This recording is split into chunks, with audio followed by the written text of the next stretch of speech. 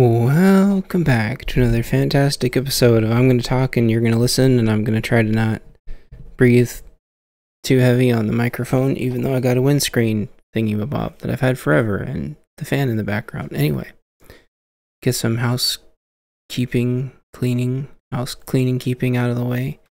I probably said this last time, but the last art piece for the art book is done, but now I need to do a book cover, so I keep forgetting that. The second music album still has a few more weeks to go because I'm gonna wait till my credits renew on the program so I can I want to do a couple more songs, and I want to clean up a couple songs. It feels like it's missing a song or two still. So if you care about that, now you know. And Fanny 2 is still well underway. It's found its own character and its own voice and its own vibe, and that's really exciting. That means it's kind of taken on a life of its own. And the homestead's doing as fine as it can be with this weird weather. I put three rhubarbs into the ground that I grew from seed over the... Well, two of them I grew from seeds over the winter.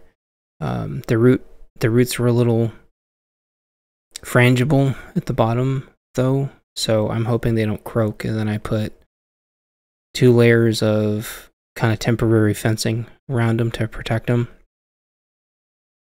And then I did a bunch of Ryobi weed whacker testing. So if anyone's interested in that, leave a comment down below and I'll work on that video.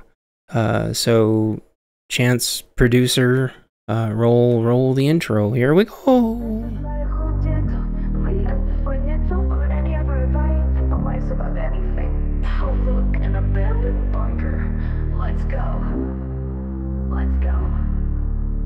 Found a bunker deep in the woods. Supplies stacked high, it feels so good. Hiding out neath the leafy hood. Gonna help others try to get through. This episode's brought to you by, just kidding, I still don't have any sponsors, but I do have a coffee page, and I do have books, and I do have a Fiverr that I keep forgetting to tell people about. So if you're an author and you need someone to like hardcore go through like an hour of your story and just rip it apart and give you live feedback, let me know. Okay, so first topic, in no particular order with no notes. This is going to be, it's kind of political, but it's kind of, I don't know, it's the word weird. The word weird has been thrown around a lot by the lefty loos, and I kind of wanted to talk about it because they think they're so clever, and they think they're just triggering conservatives with calling them weird and saying everything's weird, and they think they're just patting each other on the back and haha, we got them, they're weird.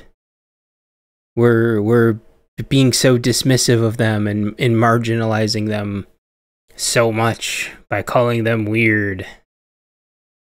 And first of all, I want to get out of the way, the left can't meme to save their lives, and they're not even particularly good at bullying people, because as many of the lefty loos have pointed out, I think Keep Portland Weird, which is a very lefty loo city, has had that moniker for a really long time. And I think there's one other city somewhere that had like the weird moniker for a long time. So nope, that's already like a left aligned word from like a branding perspective. And a lot of people pointed that out, and so the lefty loos tried to backpedal and be like, well, that's a different kind of weird. That's not the kind of weird we're talking about. We're talking about this other weird.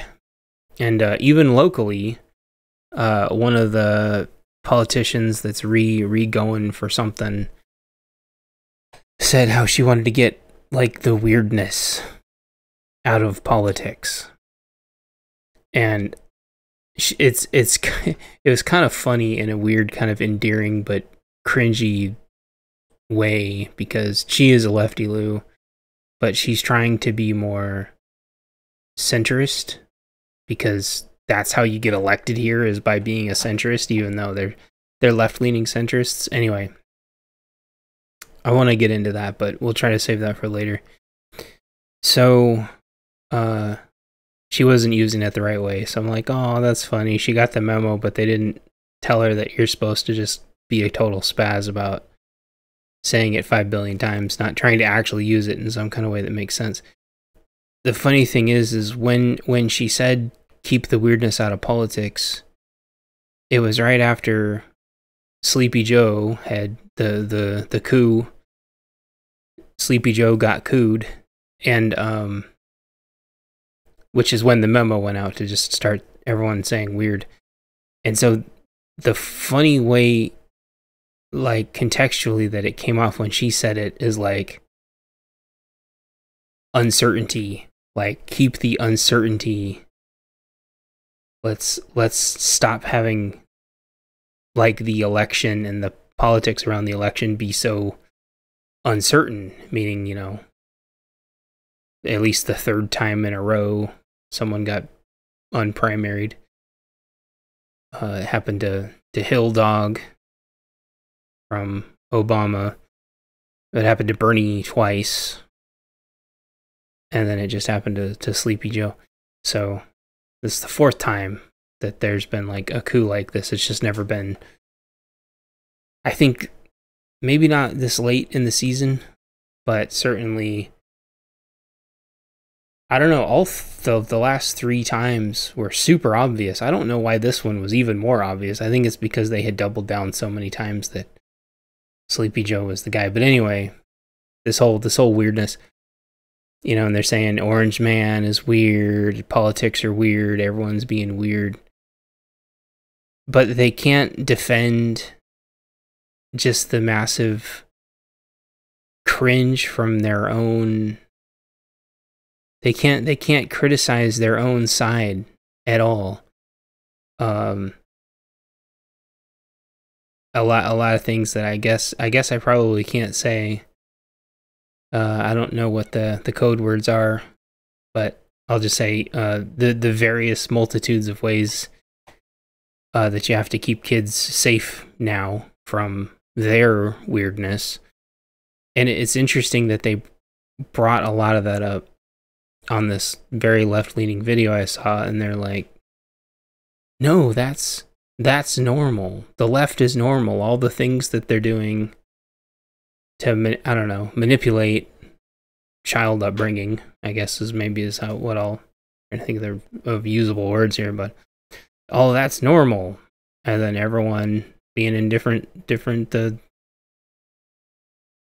sports of, you know, that's normal, and going into the different bathrooms is normal, and they're like, all these things are normal. This is just the status quo, and you guys are the ones being weird.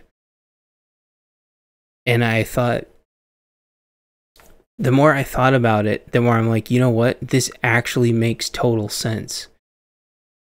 They want everything to be normalized. But they spent years and years and years and years and years saying how they wanted to be the weird ones, and that they were weird, and that was okay. And now they've reached full circle and have become completely normalized, and then they're flipping around and calling the other side weird. Seems to be this funny cycle. So I thought that was interesting. I think Republicans are super cringe. Most of them are rhinos. I think that most Christians are completely fake. I don't really have representation. I think a lot of people don't anymore. And so I think you've got a couple of vocal morons on the right, and then a couple of vocal morons on the left, and they're all just being spazzes. And then I'll probably, 95% of the population's like stuck in the middle going, this is just awful. And so another example part 2 of this, and example part 3, because this has happened several times now. Rittenhouse, I think, was being manipulated by somebody and said that he was going for, Ron Paul. That's right. And everybody lost their mind. And I think he was being manipulated, but I think he had legitimate thoughts, but he probably worded them a little bit wrong, because he was being manipulated and just everybody lost their mind. And not everybody. I mean, a couple of quote unquote influencers on Twitter. And so when I say influencers on Twitter, what that really means nowadays is blue checks. And so some backstory. If you're a blue check on Twitter, you get paid for being a spaz.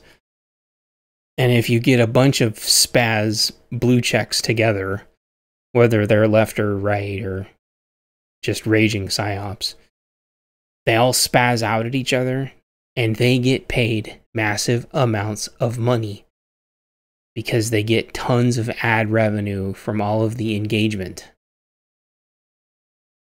So Rittenhouse's, I don't know if it was his handler or who it was, I don't care that much. One of his mentors, maybe, I don't know, someone in his sphere that definitely shouldn't be in his sphere, caused tons and tons and tons of engagement from, I hate calling them like MAGAs. They're just morons. They can't, I think some of them can't think, but I think some of them are actually incredibly smart and realize that I'll call it over spazzing. If they intentionally overreact, it generates tons and tons and tons and tons of ad revenue. And I haven't seen a single one of them fully transparently show what I want to say about a 19-hour cycle of everyone just losing their shit in the comments, how much money they make. It's got to be a lot, though. And so when the gal that grabbed fish in the water and had the certain coffee company, I don't want to get sued for libel or any of those other things by those courts. I can't think of what the name is right now. I don't want to get sued.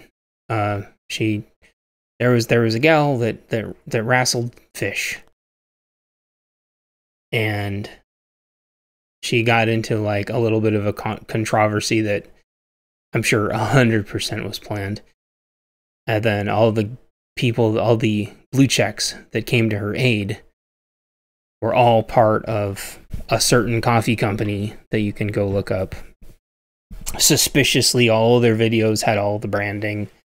Very, very, very, very convenient. They are patriot, lifestyle aligned, fake conservative. Anyway. So I imagine that they must have made tens of thousands of dollars as everybody white knighted to this gal's aid, which just happened to coincidentally coincide with her restarting up her YouTube channel or something. Super, super convenient. And maybe the gal was innocent. And she probably was. But the 95% of the people around her probably made thousands and thousands and thousands of dollars apiece manufacturing this outrage. And same thing happened to Rittenhouse just the other day. And then The same thing happened again to Joe Rogan, and you might be like, oh no, what are you trying to say, poor Joe Rogan? No, the problem is that he said something that was completely taken out of context, and then the blue checks, fake MAGA, well, they're probably not fake MAGAs, they're just, I want to call them early stage MAGA Republicans, or America First Republicans, I guess you could call them that. Early stage, yeah, let's go with that. I like that.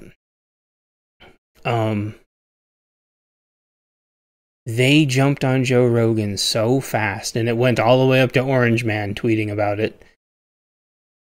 Who knows how many thousands, tens of thousands of dollars they made just manufacturing like roughly like 19 hours worth of engagement. Completely fake. What he said was completely taken out of context. Oh, I remember why I brought this up.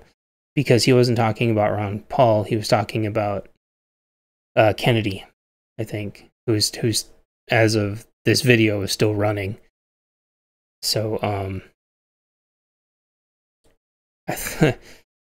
so I try not to bring up politics, specifically literally politics on here, but I'm bringing this up because I think that the how do I want to say this? The over exaggerated, everybody losing their mind, like this divisiveness, drives so much freaking ad revenue that it's insane. And I remember somebody within this last day or so talking on Twitter, and they're like, wow, I get no engagement if I'm not talking about politics. And I kind of read what they said wrong, and I'm like, hey, I don't get any engagement if I don't talk about politics. And then I realized, oh wait, we're both saying exactly the same. Yeah, it's crazy. And so then the question becomes like, is Twitter, and I think YouTube to some extent, because so many of the ads are political ads right now, is it possible that everybody's realized that the algorithm bait is just hyper over exaggerating every single stupid tiny new trend of the day thing, whether that's saying that Republicans are weird or whatever. Rhinos, they're rhinos, honestly. There's America First, and then there's rhinos, which are Republicans in name only. They're all left leaning. In our state, at least, the prevailing politics seem to be centrist, left leaning, rhinos, and then a handful that are like establishment, hardcore, like authoritarian. And everybody who's like center conservative, man, they're all getting like marginalized to the point to where they won't win. But I mean, we'll see. It's just interesting though that, like, I don't know. I think it's interesting. I think that I think it's like monetized divisiveness. Does that make sense? And the left can't meme. And I think my final point to that was, like, to wrap this up, calling rhinos weird, they're rhinos. It's the same thing as when what's-his-face was like, I gave my money back to the NRA or whatever. Or if you say, like, when they say, I stood up to the NRA, it's like, dude, the NRA has been obsolete for so long, even bringing them up and pretending like they're valid dates you so bad. Not to mention that the NRA has done just as much to give up Second Amendment rights as everybody else has over time in various ways. I don't want to get into like the stolen valor thing, but the stolen valor thing's crazy too, with Mr. VP under Cackles. But when they start talking about the Second Amendment and NRA and stuff, it's so cringe. Shows they're talking off like really old talking points, and they're also talking to other people who don't know any better. The fact that they're still demonizing the NRA when they've been obsolete for longer than I can remember now. They've been obsolete, I guess, maybe ever since Charlton Heston passed away. And, what? Well, I don't want to say his name. I don't want to get libeled. Or I don't want to get slandered, hit with a slander. Anyway, so I'm not going to name names. I try to be really good about that. So I think that neatly wraps that up in that topic. Oh yeah, and so lastly I wanted to say that whole like weird thing, they just keep repeating the weird over and over again, and they think that hurts everyone's feelings, but it's such like juvenile bullying to just repeat a word over and over again until it hurts the person's feelings. And you might say, Chance, you're being such like a raging hypocrite. Orange Man has juvenile names for everybody too. He does. They're typically like a couple things, not that I'm apologizing for him, but I want to note a couple of differences. He usually has them for like one person, not in the entire group of the whole, let's just say all of the left. I mean, maybe he does have some name that he's said for all of the left. I've never heard it. Maybe there's been strong implications that he said that about ethnicities like our southern brothers and sisters. I still feel like that was taken out of context though. Whereas you have Hill Dog, who famously or infamously said basket of deplorables. That's one that comes to mind. When they try to MAGA extremists, DVEs, Christo-fascists, they try to like lump, the left seems to just try to lump everybody to the right of them into like one Hail Mary bucket. Maybe that's the difference. Maybe I'm missing some. I have zero notes. I'm staring at trees and bugs and stuff outside. Whereas like, so what I thought, the whole weird thing, I was like, what are some similarities? I don't know, what are they? Allegories? I can't think of the right word. Sim something. So I was like, learn to code was kind of like that. Everyone repeated learn to code over and over and over and over and over again. And it essentially was like repeated over and over until it triggered the shit out of everybody. I don't know, maybe Snowflake? Calling them snowflakes over and over and over again. So I mean, yeah, but I still don't think that it was necessarily like coming from the top down from politics. Like maybe Orange Man was running around calling them snowflakes, calling the lefty loose snowflakes. Maybe he was. Maybe there were rhinos and America Firsts running around. I mean, maybe like woke mob, but like usually when everyone says woke mob, they're typically talking about a woke mob running around, like a literal one. And so the only other one I could really think of was like NPCs. And it kind of made me chuckle because the whole memeology behind an NPC is someone just saying like a word over and over and over again because they're on a script. And then this thought that I'd had come full circle back to where it's like, oh, it's a bunch of NPCs now parroting the word weird over and over and over again. And while the whole learn to code thing kind of blew up in everyone's face because people really did learn to code, then now the coding jobs are really hard to get, and AI eventually is going to be able to code.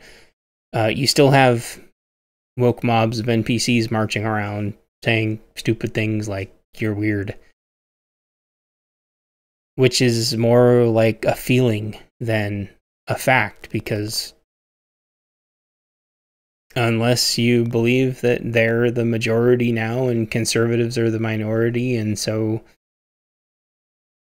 being conservative is now the minority and thus weird, and the last 20 years of all of the freakish things going on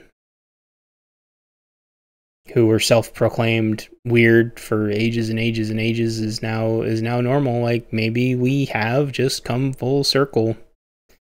And I don't think that really triggers people.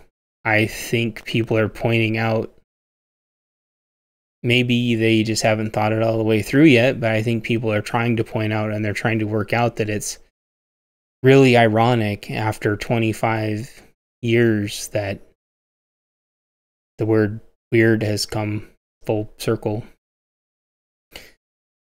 And that's topic number 1. Go get a drink of water, and I highly doubt anyone is still here because I imagine that topic was a massive turnoff. But I tried to tread as lightly as I could on it. I still think is an interesting thought experiment to think through it end to end, regardless of which side you're on. Most important thing should be everyone staying safe, though, right? Everyone stay safe. Okay, take a break and listen to a song for a minute, and then we'll have topic number 2. Yeehaw.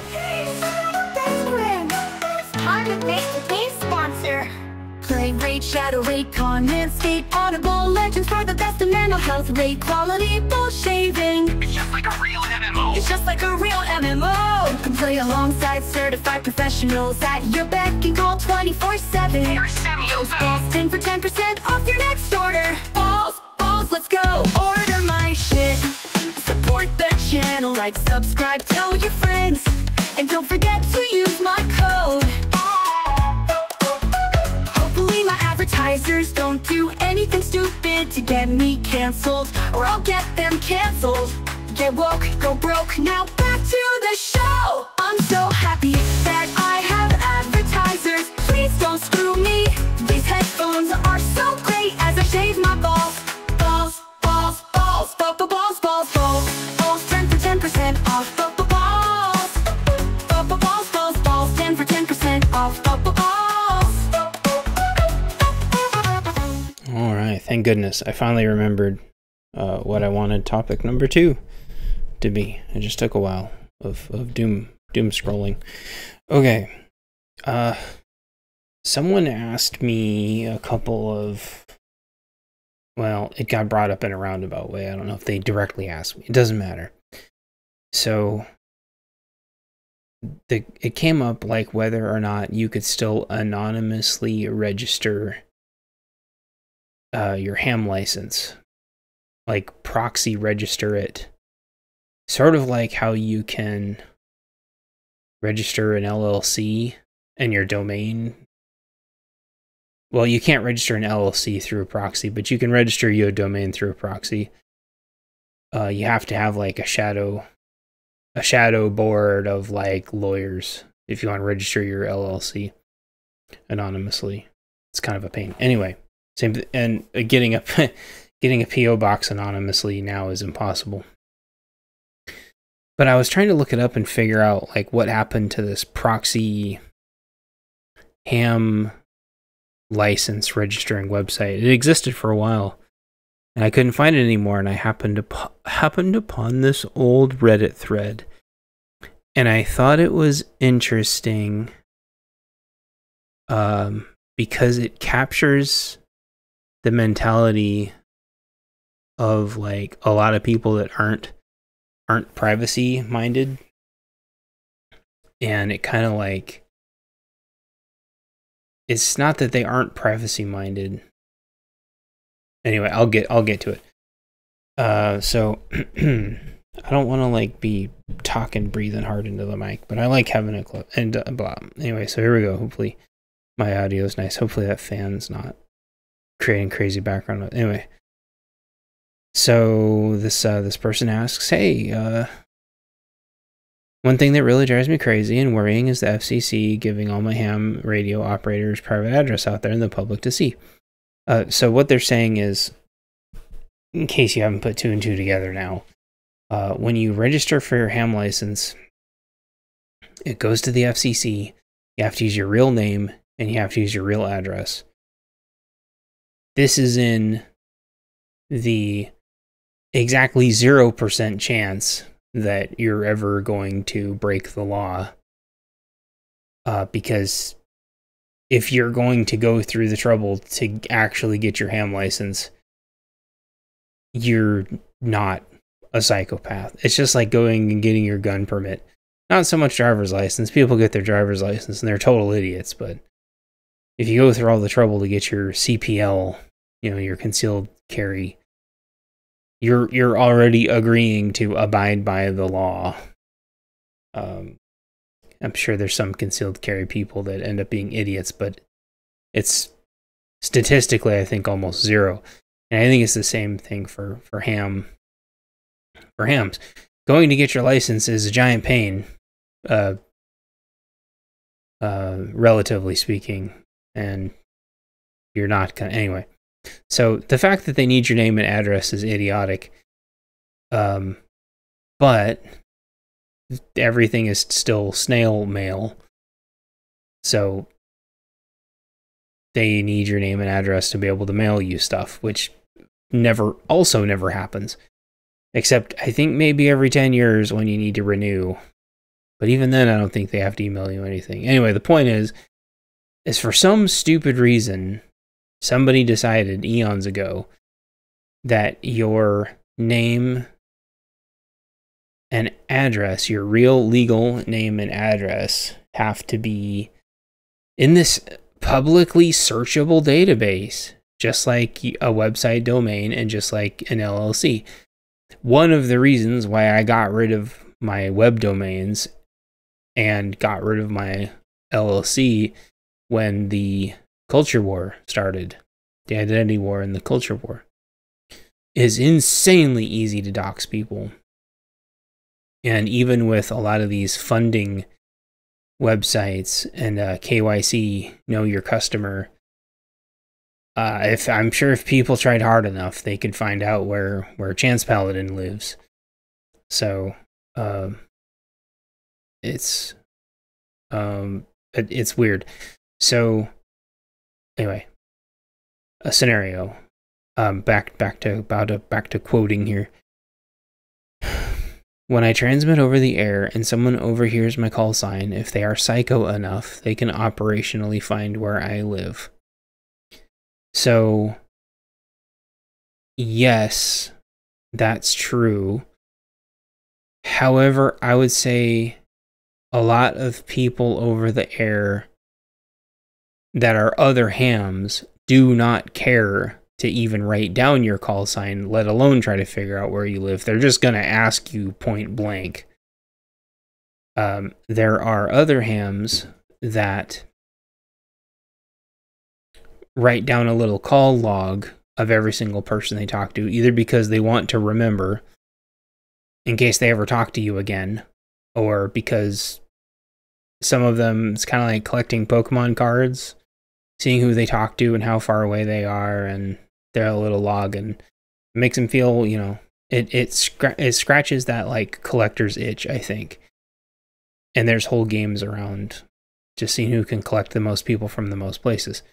Sort of like the Nintendo 3DS Game Pass did, where every time you passed a person, it would mark a little stamp in your 3DS. That's a Nintendo thing from a long time ago. However, there's people that theoretically could be listening that don't have their ham. They could be like, oh, hey, this person's got some goodies, because I hear them talking to this other person because they have a scanner, and you don't need your ham license to listen, but you need your ham license to transmit. And since it's the FCC and since it's the radio, you have to transmit your call sign every 10 minutes. Everybody does. If you want to stay legal, and if you're using people's repeaters, they're going to chew your ass out if you don't do it, because they pay good money to keep those repeaters going, and they don't want people pirating their signals and burning up their hardware. Anyway, and the hams are self-policing. So that's part one. Part two, though, they don't actually. So you might think, I'll just be hardcore because the shit is the fan, and I'm just. It's an emergency, you know, there's no rule of law, so I'm just going to transmit and not use my name, and they'll never find me. But there's software programs now that can, like, DF, which is direction find, anybody in, like, 2 seconds. So having your name and address out there, if somebody wants to find you, they can DF you in, like, 2 seconds.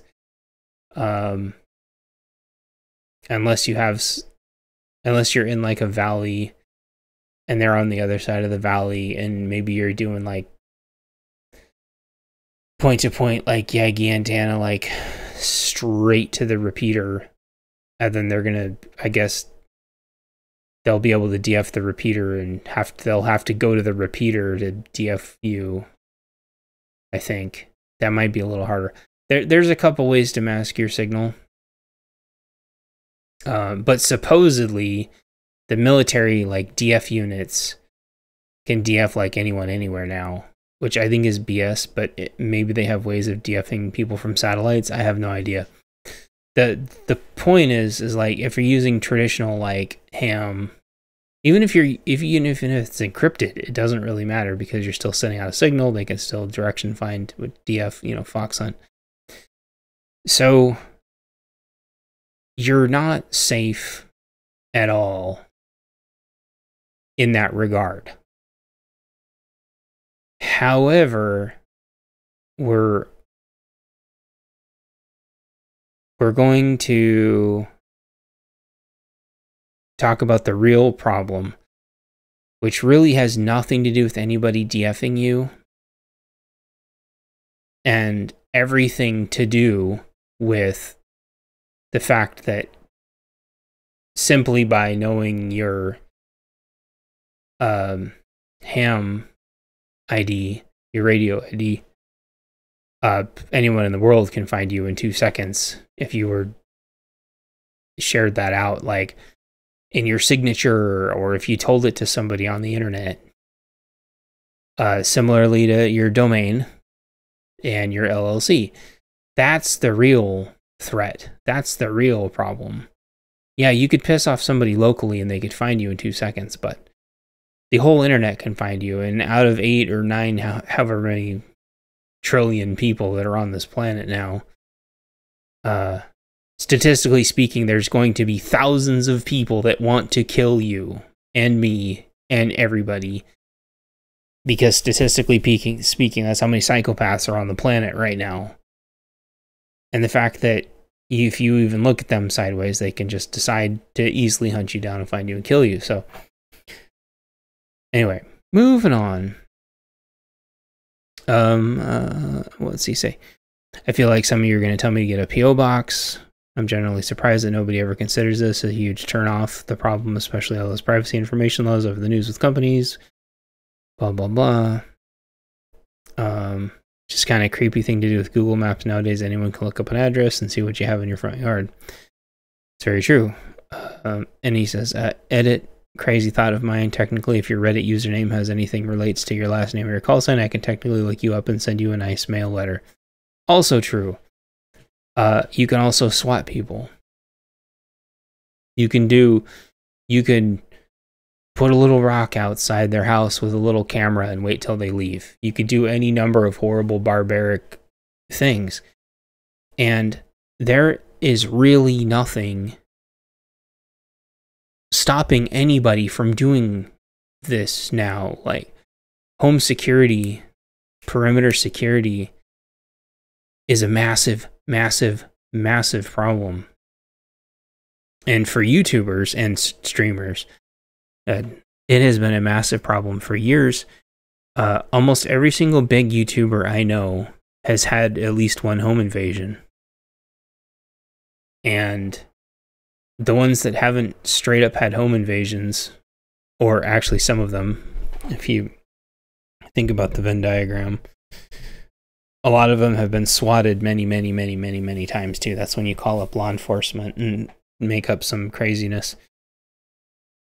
So, having someone's physical address and knowing their physical name, or knowing what they look like, or knowing what their kids look like, also known as doxing, is the single most scary thing on the planet. They'll know what school bus your kids ride on. They'll know what school your kids go to. They'll know everything about you and everything about your kids and your wife or your husband and your dog. And yeah, if you let your imagination run wild, you realize that, oh, things are mostly nice here. I'm in a quiet neighborhood. None of that matters when some psychopath decides to pick you out and decide that you're the one, or that your family's the one, or that they want something more than you have, or they're making a purge list. So it's the whole concept of like the internet, and interestingly, you know, dead internet theory, where like the internet by and large is completely useless now. And I would stand by that. For the most part, we probably don't even need the internet anymore. Not that it's like a passing fad, but it's a vast majority of the internet's useless now. And I think will exponentially continue to get more useless. However, one of the most powerful things about it is that the likelihood of you pissing people off the longer you're on it grows forever. The more of a footprint that you leave on it means people can more and more easily find you. And there's thousands and thousands of sociopaths out there just waiting to be psychos.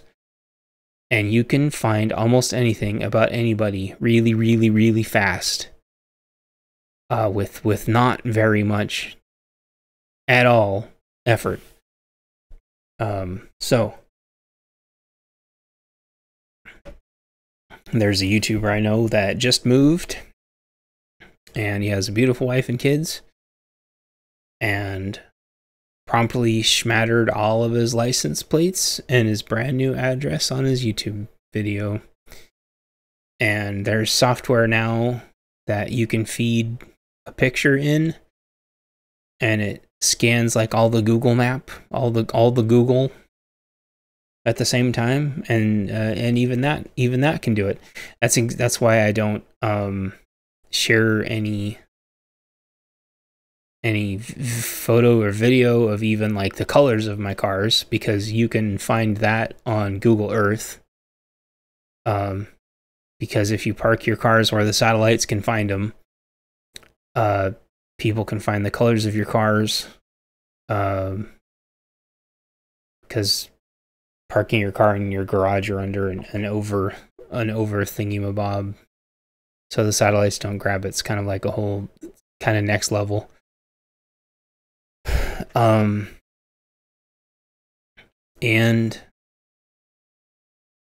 I forgot. Oh yeah, and so there's so many ways to like geolocate somebody. If you donate them money, almost all those places have like tax returns or some kind of like invoicing. So it's like having to make sure it's like, well, Chance Paladin's like on all my invoiced stuff, you know. What else? There's just was it PayPal?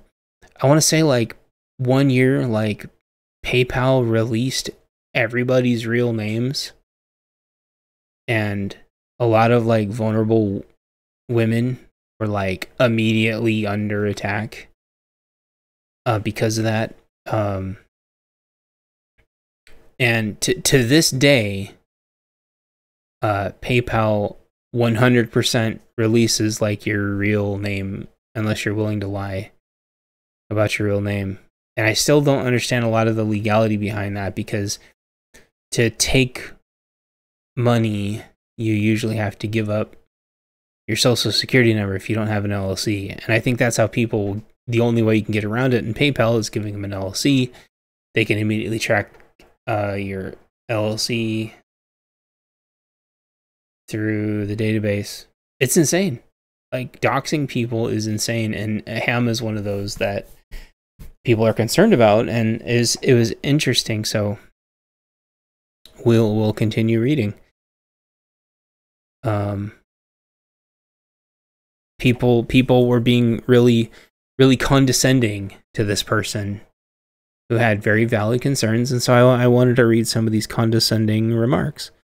This person says, I mean, I can also look at the GS map for my country and get the name and address of everyone who lives there. What's the difference? Do you think a man is sitting around wondering who he should murder and decides on this guy who lives 25 miles away because he heard him say his call sign on the radio and looked him up to find his address? He couldn't murder literally anyone else that night because he didn't know where they lived, so he chose you? Question mark. And this dismissiveness, I think, is what a lot of people tell themselves. I think I don't know what it's really called, but it's like the school of fish. You know, I'm hiding with the school of fish. So here's the problem, though. There are people out there that do just decide to do a murder and unalive somebody. So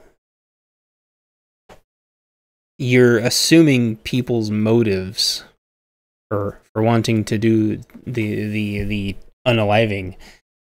So these people tell themselves like really weird things, like, I think they know that they already screwed up, and they try to justify it. This happens a lot. This is how people cope. So this person says, the difference is I can look up a specific person who I may or may not know where they live. Like, for example, if I know part of your call sign, I can write a simple Python code to pull all the people's addresses from the database and send each of them a letter through the mail. An interesting anecdote to that is that exact thing happened, except it happened with crypto. A very, very, very popular high-profile crypto scam that I won't say the name of because they have a rabid fan base that's still partially active, had part of their donor, I don't even know exactly what it is. So I think people were getting like mailed physical things. Maybe it was from like t-shirts or something at certain donor level. I can't remember what exactly it was. Somehow this list got leaked, and it had everybody's names and addresses that had ever bought into this crypto and they all got, people did like start sending them like weird freaky scam letters and stuff. So that absolutely could happen, and it could have been a lot worse than that. Maybe from some of the higher profile people, you never know. So this person feigns stupidity and says, I really don't understand what you're getting at. Telemarketers have your name and address. Have any of them broken? That is some gaslighting bullshit right there, because that absolutely has happened to me. Some marketing bro started stepping into the house, and he said, "Oh, your dinner smells really good." And I was in the process of drawing a defensive tool because I thought that was it. And he stepped back out of the doorway, and I shut the door, and he never came back again. So, and I'm an adult male, so that could have gone very differently, if it was a vulnerable person. So that's stupid gaslighting. That's the same kind of bullshit where it's like, why don't you just learn how to fight? Why don't you just learn how to aim better? Why don't you just travel in groups? Why don't you just have better situational awareness? Why didn't she just wear more conservative clothing? They always have like a million excuses. They never just say, oh, people don't break into houses, because they know they do. There's like whole organized teams of people that break into houses now that have cell phone jammers and shit. That like, there's a video just the other day of a whole group of people rolling a giant I'm laughing, but it's terrible. They were just rolling a giant safe out of like a very affluent neighborhood and just kind of shoved it like right through the fence and right out. Dude, these people don't care. And people, oh, well, they try that when I'm home. No, they don't try it when you're home. They try it when you're gone, or they try it when there's only vulnerable people at your house, and let your imagination work with that. So, this person says he follows up, I can look up a person from a news story in a town they live in on the county GIS map and find their address. Anyone can. Of course you can. That's a huge problem too. And then they continue to say, the other day I got a postcard from a ham radio contact and I thought it was the coolest thing. Okay, boomer. I hate it when I get anything in the mail. It freaks me out. It's usually a bill or an ad. Anyway, the person responds, so you don't mind if I overhear you on the air and got your address, then decide I don't like you and drive to your place and throw eggs all over your front yard, laughing emoji. And he responded, obviously, I would mind that. I would also mind if a road rager followed me home. A cashier, he's gaslighting again. A cashier steals my credit card info. A magazine salesman keeps knocking on my door. Someone who never even heard of me came and egged my home.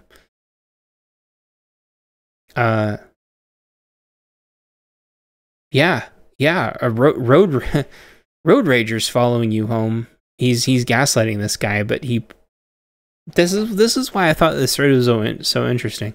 These people with these gotchas. It's like, no, a road rager following you home is a huge problem. A cashier stealing your credit card info. Identity theft is bad, but they're usually not coming to your house. You can, 9 times out of 10, you just call the bank and go, okay, my credit card got skimmed. That happens a lot. Is it a pain? Yes.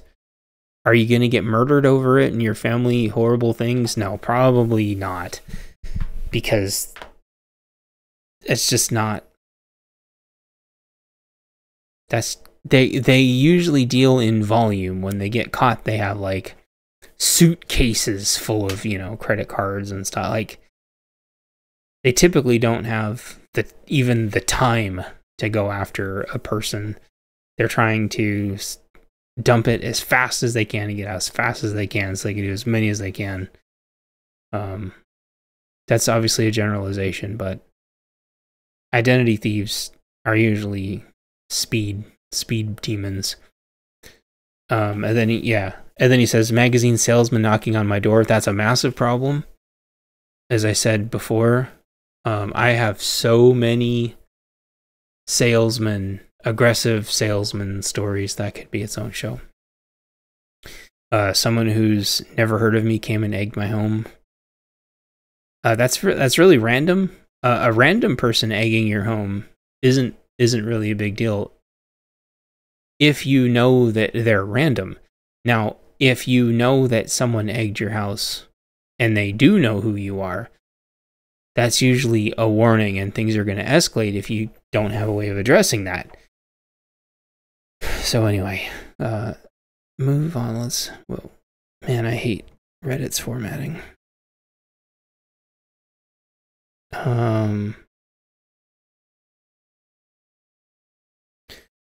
So they proceed to talk about P.O. boxes a little bit more. The problem is, A, P.O. box is expensive. B, P.O. boxes aren't always available. C, a P.O. box requires a real physical address, which still, to me, I think is moronic. By far.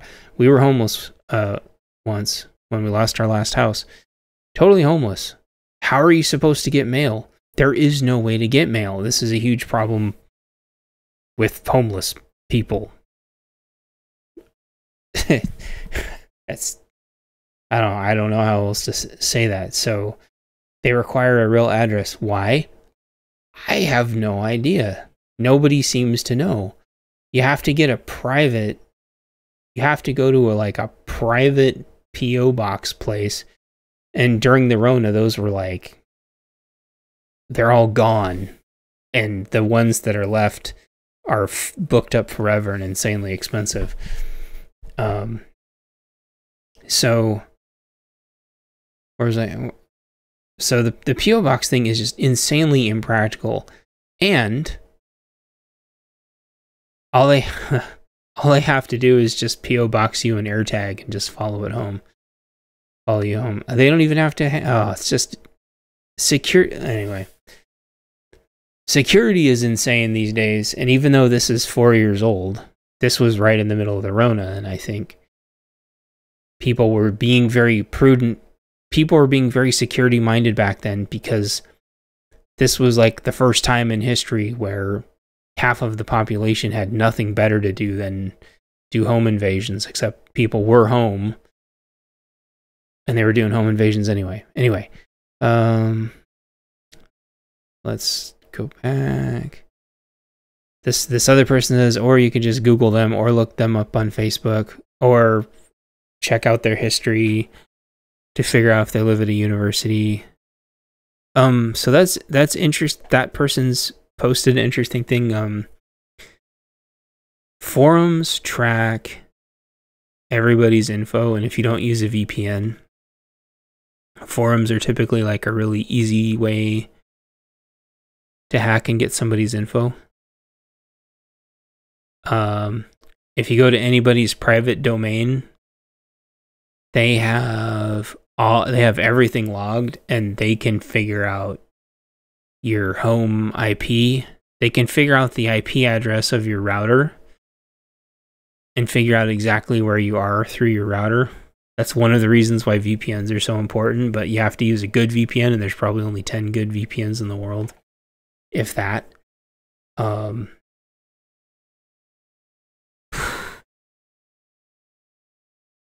Yeah. Okay, moving on. He says, pretty easy to find you, but you're worried about an obscure FCC database that 1% of the population would even think to look at. That's not true. Anybody who's savvy enough to try to hunt you down, the FCC databases, especially if you're some kind of an IT person or some kind of prepper or conservative, it's just one of the many tools in the toolbox, along with what somebody else said, like the GIS information, and the LLC information. You're worried about obscure database that 1% of the population would even think to look at. That's so stupid. That's real straw man bullshit right there. So they continue to say, this is a non-issue. Get a P.O. box or maybe a different hobby that requires less effort. A different hobby that requires less effort. That doesn't even make sense. That's comparing saying that P.O. box is effort. Yeah. Getting a P.O. box is very little effort. Wait, why would you say that? Why would you say that it requires less effort, but then already saying that P.O. box very little effort anyway? Compared to tracking down RFI in your neighbor's house or activating a peak for soda.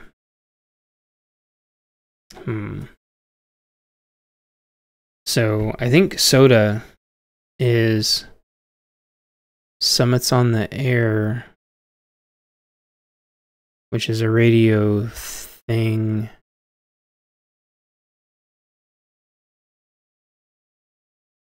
I think that's one of the kind of get-togethers that hams do.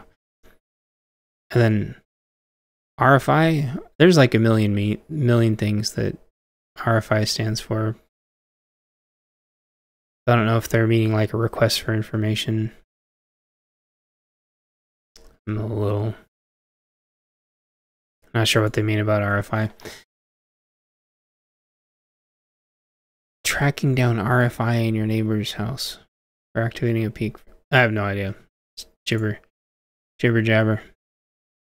That's what I'm saying. The stuff I put out over the internet is my choice, but stuff that the FCC decided to put out over the internet is not my choice.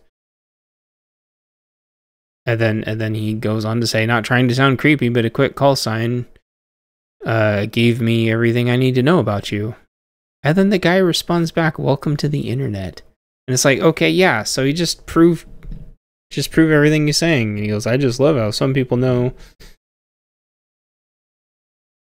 they lie to themselves and saying it's not an issue. And then this other person chimes in and they say knowing the issue and saying it's not an issue are two different things and they're unrelated. You can know it's an issue and know that it's the least of your worries. And I think that about sums up security and anonymity and OPSEC, operational security, kind of in a nutshell. Is like,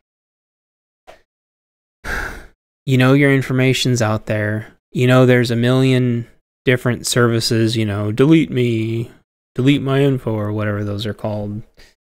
And, all these VPNs and, you can try to do a privacy phone and then try to keep away from the satellites and try to do everything in cache. And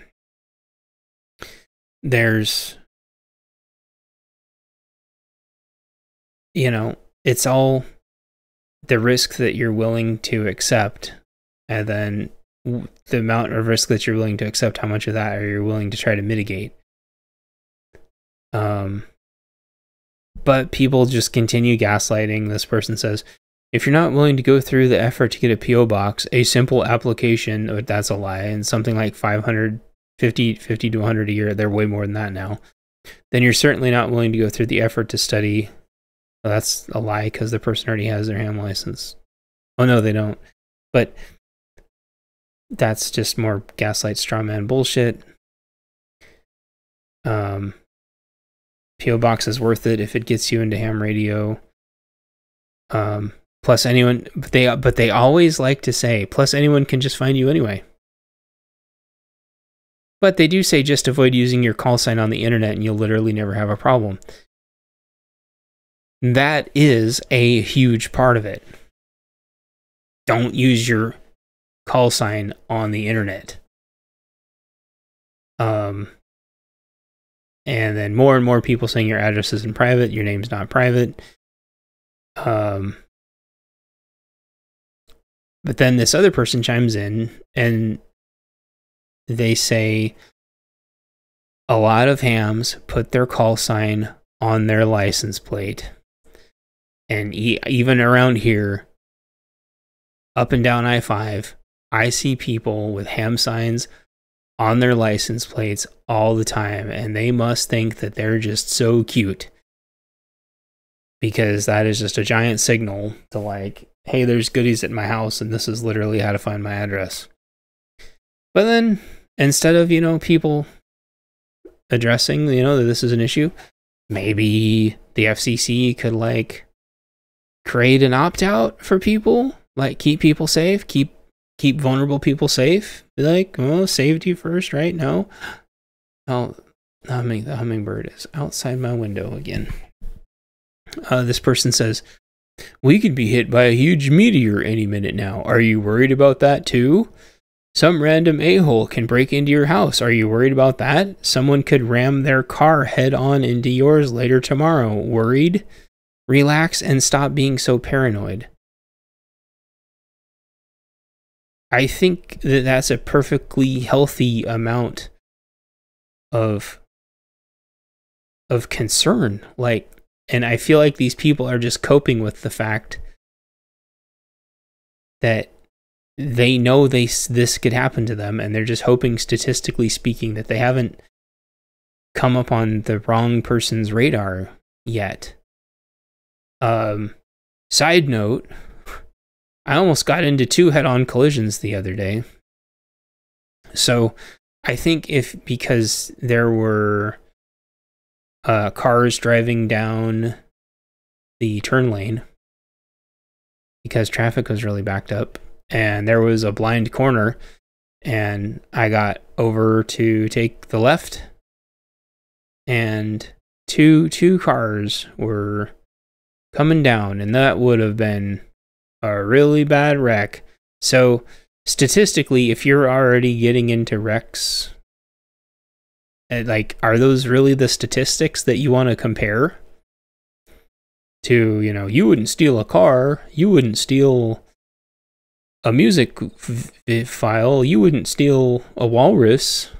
I think statistically speaking, it's not a matter of if, but when now. So there's more people chiming in. In the world of risk assessment and management, crazies who wish to harm you and accomplishing that because of a call sign is really far down the list. I don't think anyone denies that, but the fact that the list exists is still a risk that you have to either mitigate or cope with. But a lot more people will be like, oh, you found your problem, get a P.O. box. It doesn't matter. It doesn't matter, because people can still find your name, and then they can still, through GIS, can find out exactly where you live, which other people have already pointed out. This person says, this is the second time I see your comment consecutively in my scanning comments and think to myself, this is the kind of guy I want to find on the airwaves. But I'm not good at CW. Is that CW? Is that Morse code? I forgot. CW. Yeah, CW is Morse code. Or golf. That's funny. I don't know if he's trying to be sarcastic or if that's some kind of weird inside joke, but the reality is shockingly easy to find people. And let's see. I want to find one more. This person said you could use your work address. It's interesting. Yeah, except for the fact that a lot of psychos will just go after your work and dox the shit out of you too. I like this. This person said, I got a P.O. box a year ago. I checked it once and forgot about it. Then the pandemic hit and you could not pay me to wander into that lobby to retrieve a bunch of junk mail that someone just sneezed on. It's pretty... The worst part is they won't let them cancel it remotely. I have to show up in person. And the FCC has everyone's email anyway. Also true. This person says you can just get DF'd, like I said earlier. Oh, yeah. This person says, when I was first licensed a bit over a decade ago, one younger dude, college age, was looking up people's addresses, going by their houses, taking a picture and posting them online. Didn't make a lot of friends that way.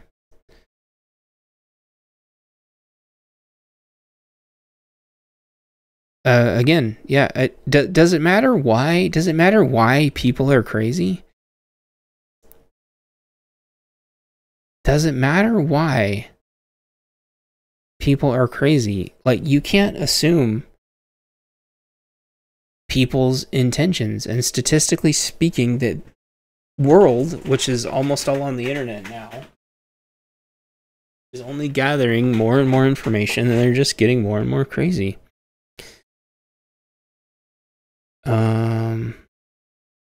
Getting a P.O. box. A lot of these people say get a P.O. box. Absolutely worthless in terms of security once they have your ham license. And I guarantee you they're not $10 a month anymore. This person says, I got news for you. I pretty much look up every person I work with, not because I'm a psycho, because I like knowing where their station is. The only requirement for the address is valid when you can receive mail at. You can always work address. Oh, the other thing, yeah, if a company policy would allow it. Where I work, they don't, ever since the Rona, they don't allow people to have mail there anymore. You get fired. Oh, this person brings up drone stuff. I think drone licensing is the same way. It may even be worse. This person says, the point of the license is literally to publicly index your call sign with your identity so interference can be resolved. That is 100% bullshit, although that's probably what they state.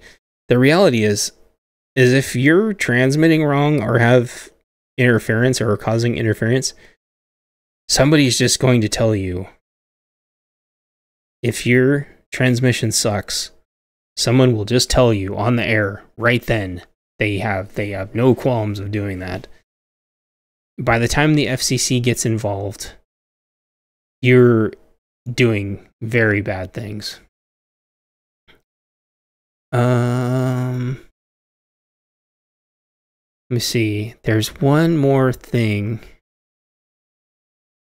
See, these people, like, this isn't the flex they think it is. This person says, you expect privacy? Just Google yourself and see what the world knows about you. And then they give their ID. And it's like, you idiot, you have, like, the whole world can see this. And people are insane. And more and more and more and more people say, your info's already out there. Your info's already out there. Quit being paranoid. Quit being paranoid. Maybe, and then they say, maybe there's a reason why you're so paranoid. And so I've always read this, because I've read this several times now, because this interaction's really interesting to me. It makes me wonder if these people, maybe they're not coping. Maybe they literally have nothing to lose. Maybe they don't have children that imagine the horrible things that can happen to them. Maybe they don't have pets and imagine the horrible things that people could do to their pets. People are psychos. Maybe they have nothing to lose anymore. The problem is they project it onto everybody else. Whether they're just coping or they have nothing to lose, they don't support other people's privacy and security and safety. And the FCC does want us to be 100% accountable. But how many times have they made mistakes and gone in the wrong house? Or maybe they go in the right house and still do things that they shouldn't be doing. There's body cam footage all the time of them going to houses and doing things they shouldn't be doing. So this person says use a friend or a relative's address. So you want them to get a boot knock instead. And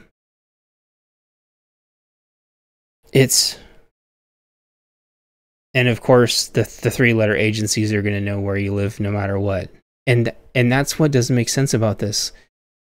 How the FCC and every other 3-letter agency in the States knows exactly where everybody is. They don't need to ask. The FCC doesn't need to know your name and address. They already know who you are. These are a lot of the same people, and a lot of this is in that same argument of, well, you have a phone, don't you? Well, you have a phone, don't you? You carry a phone with you. And it's like, why is that your... Yeah, I can leave my phone at home. Or I can leave my phone I don't know. I thought this is an interesting thought experiment. of just like the wide variety of people out there, the obvious answer isn't to get a PO box. The obvious answer is for the FCC to not publish your information to the entire internet. Because as many people have said, like, the FCC, or at least they claim that the FCC's intent is, to prevent interference. And so they know where to email. They know where to mail stuff. Well, email exists now. And the FCC doesn't need to publish your info to the whole planet. They just don't. Just like LLCs don't need to publish your information to the whole planet. Okay? And your CIS info and all your tax assessment info, it's all available online. But why is it whenever you need to find like realtor stuff about houses for sale, why is all that information gatekept? Huh? Why? Or why not just make everybody's license plates publicly searchable? Why not just make why not make all the police, why not make all the prison records searchable? Why not make all the sex offender registries searchable? And then some people say, well, why not make all the concealed carry? Well, because there is no concealed carry database. The answer to quite a few of those is because there's no database for them. But a lot of the states like Multnomah County, they have a database. They just decided to stop putting everyone's faces on there because, well, there's a lot of political reasons for that. But I feel like I've proved my point. Why not just have databases for all and just they did this for a while. I think it was the white pages. I think when the internet first came out, they had like the white pages on there. Maybe they still do, back when people had landlines in the Stone Age. But they also had, I've probably brought this up recently. If I did, I apologize. I think they also had whether or not they were like male or female, or you could figure it out from their name and you could figure out whether they were single or married. Maybe that's all in the census information. The census is another like really weird privacy thing. But you're able to figure out that there was like a gal, at a house and she was alone. And everyone just like freaked out because it was like a huge security risk. Like, and that's exactly the thing. Like if you're a gal and you're on ham, guys know exactly where you are. And from when you broadcast, they know that you're home and they know where you're mobile. Like, these are huge security risks. And I feel bad even talking about it, but the information's all already out there. I want people to be safe. I'm not saying these things to give bad guys more tools. When bad guys are going to do bad things, they're not listening to my YouTube channel to figure out what to do. I want you all to go through this thought experiment and think about what you have online and think about what you tell people. And, there's people that still post when they're going on vacations. Stupid shit like that. Like, this year, these next few months are going to be very, very tricky. And people got to be safe. So I thought this thought experiment would be really interesting.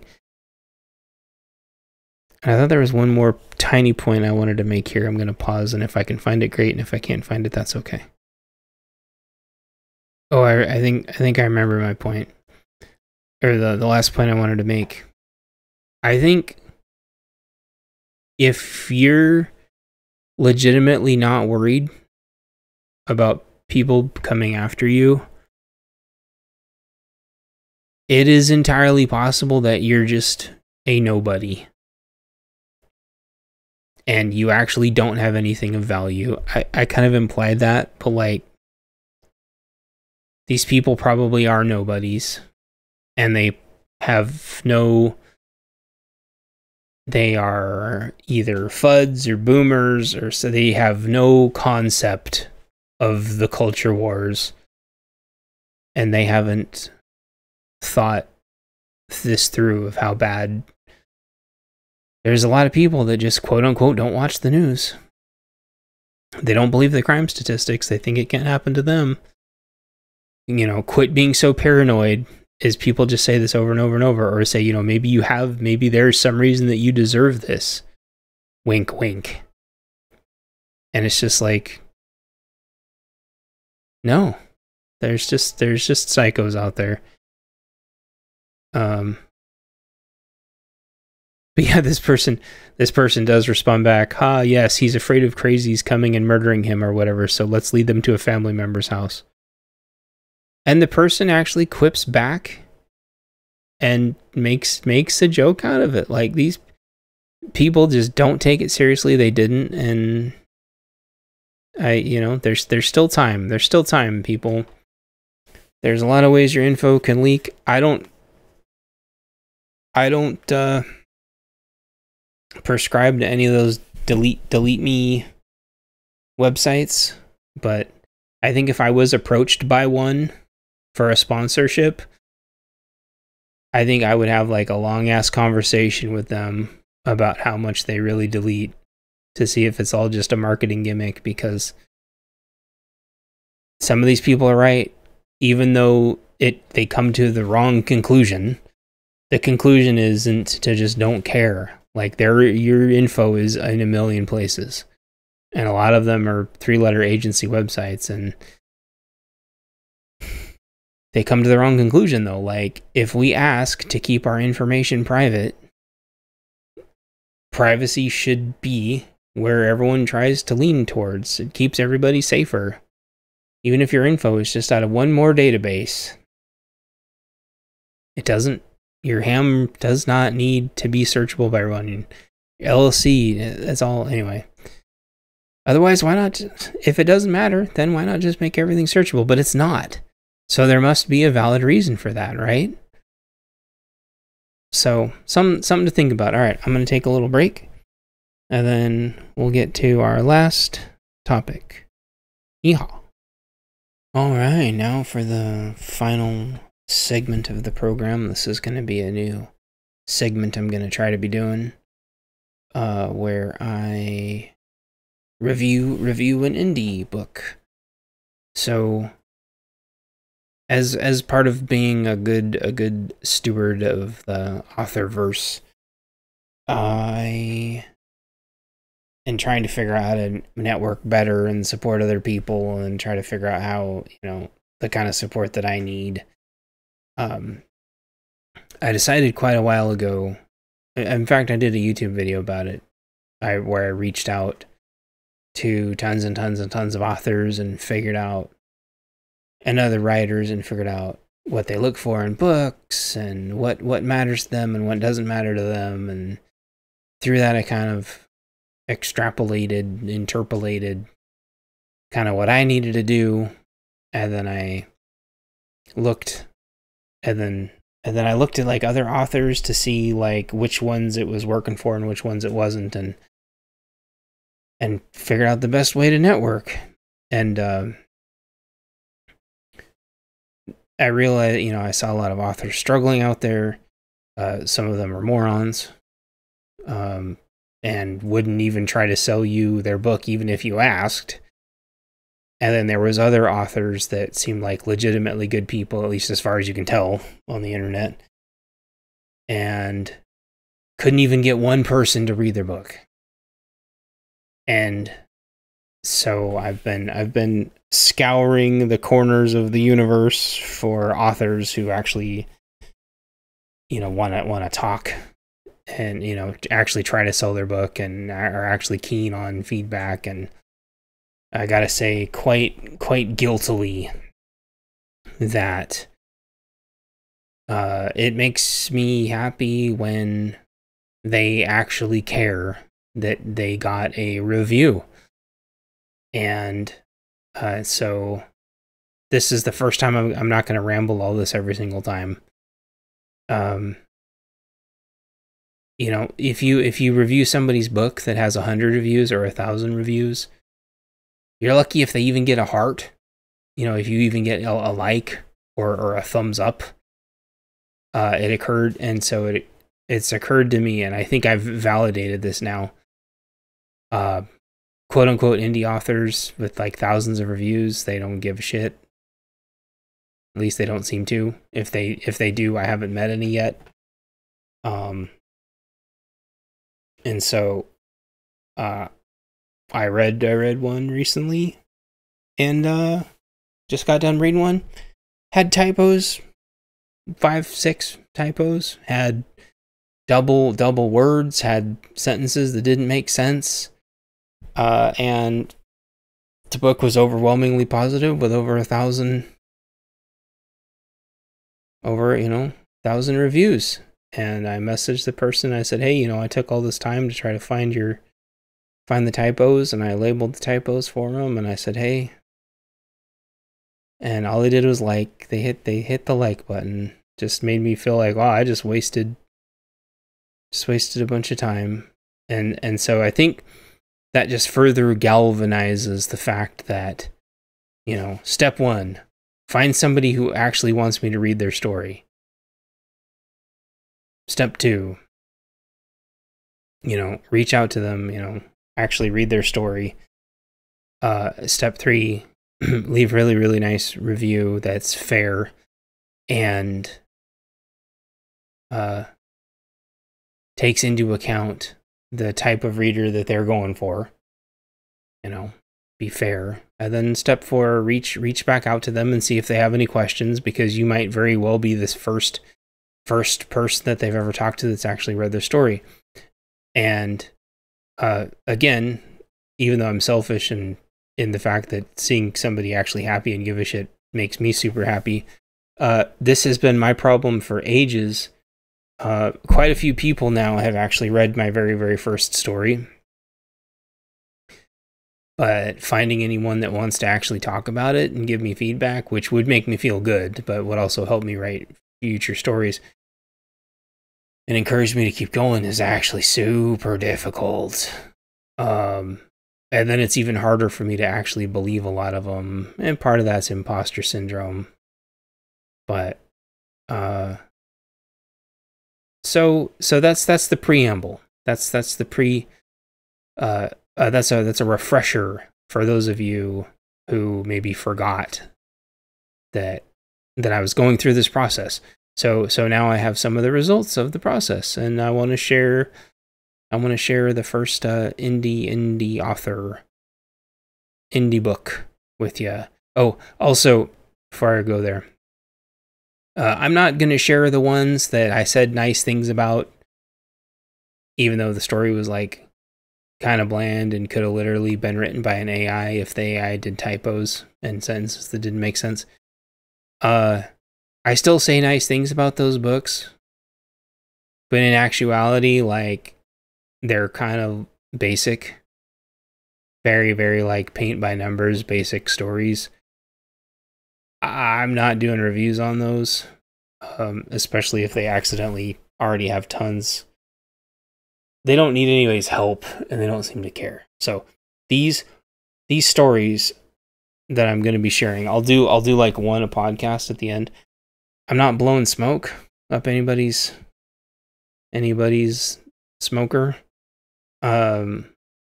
These are books that I legitimately like, that I believe stand alone on their own merits, and are very, very special. And not just because it's like the first one in the genre I've ever read or something. They're all going to have like sci-fi elements, just because fantasy, I think, is so overran with this resurgence of D&D that it's disgusting. And I can't stand it. I've tried to read so many fantasy books, and it's like listening to some pompous D&D person. Anyway, so without further ado, I'm going to give my spotlight, give my tippity toppity recommendation for a book. Here we go. All right, so the indie spotlight of the podcast goes to a book by Aies Jay, and the story's called Revenge for Lychee.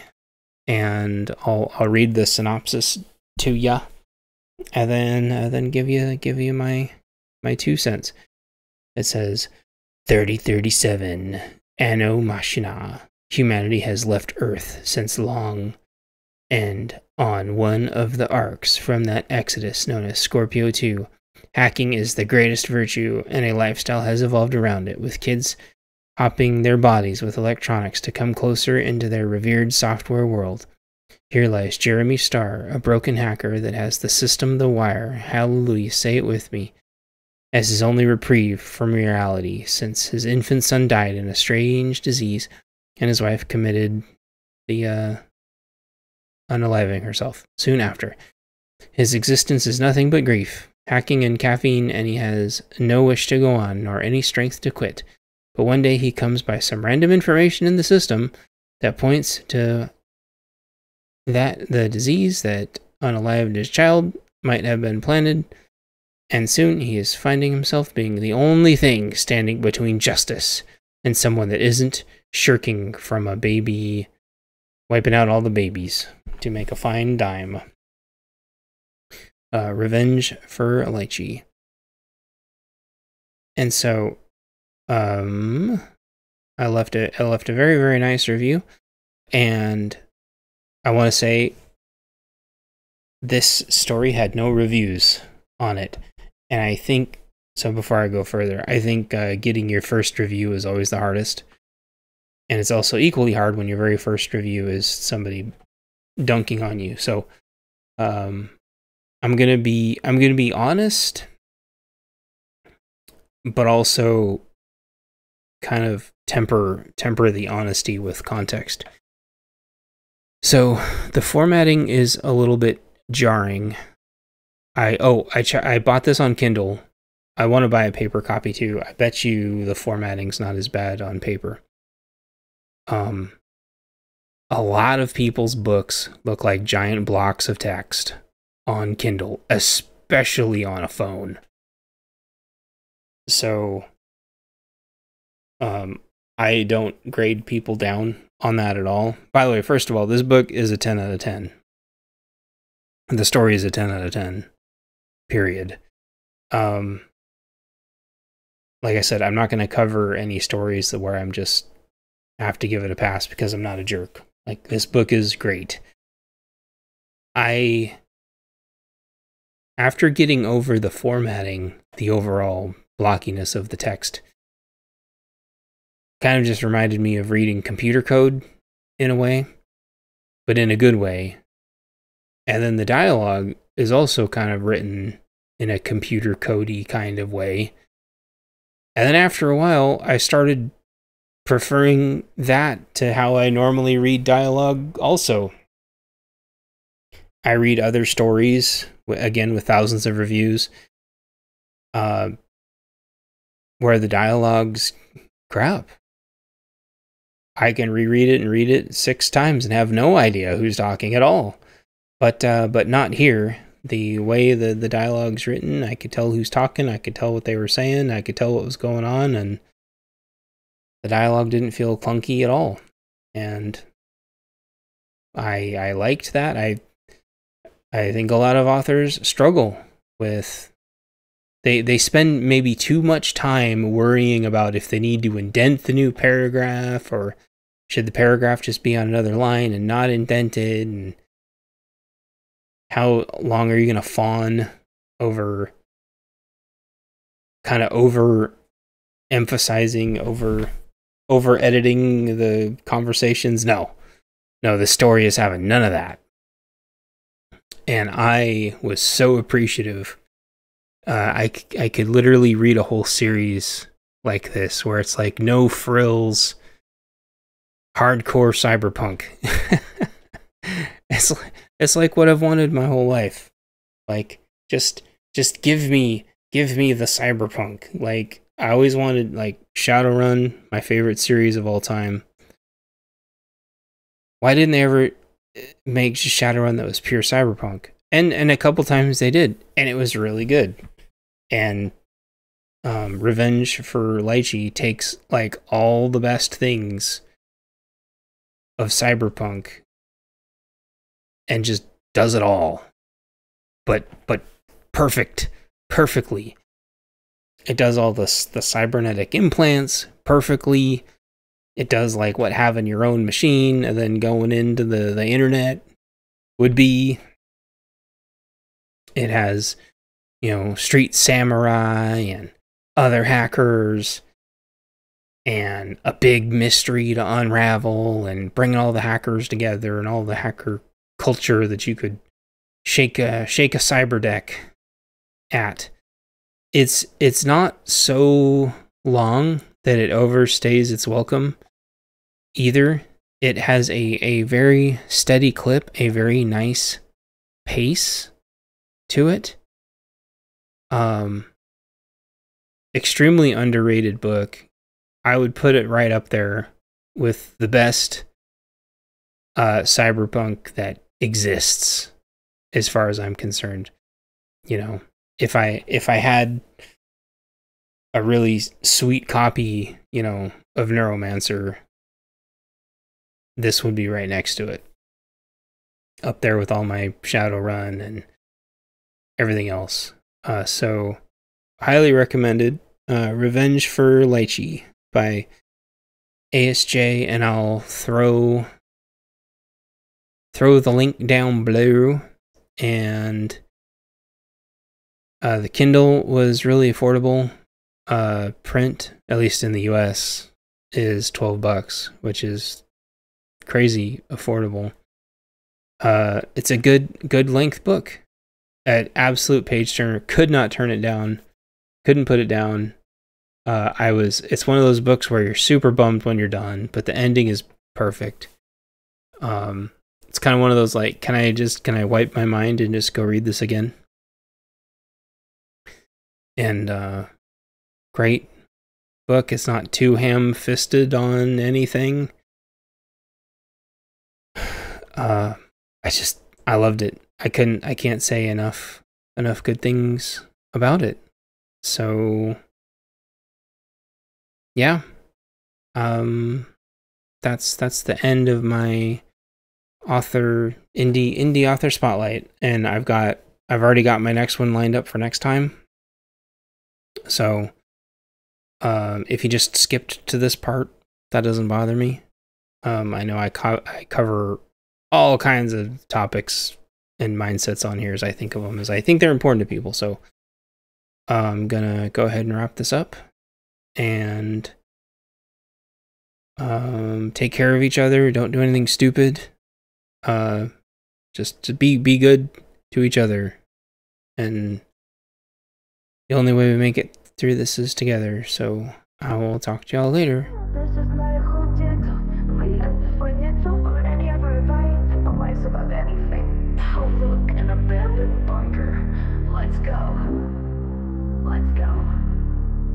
Found a bunker deep in the woods. Supply stacked high, it feels so good. Hiding out neath the leafy hood. Gonna help others try to get through. Got a radio in my hand. Try to reach out across the land. Get the antenna up as high as I can. Being left alone, my only plan. Speak out loud across the world, sending signals through the air. Gonna help and gonna care. Try to help get everyone squared. People scattered near and far.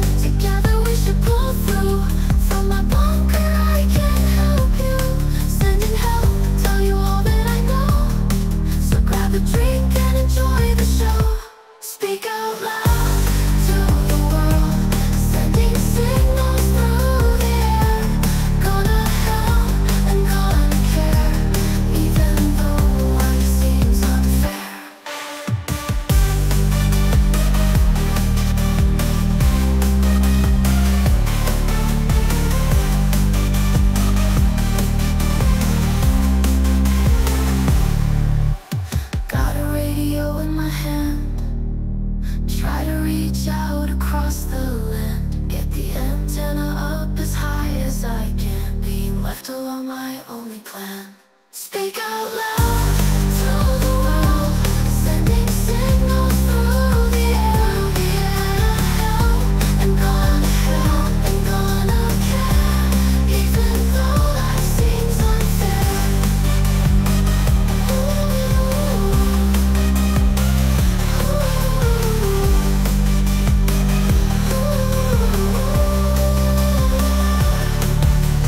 People scattered near and far, light shining out like a distant star.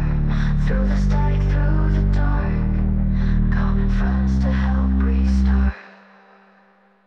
If we band together, we should pull through. From my bunker, I can help you. Sending help, tell you all that I know. So grab a drink and enjoy the show.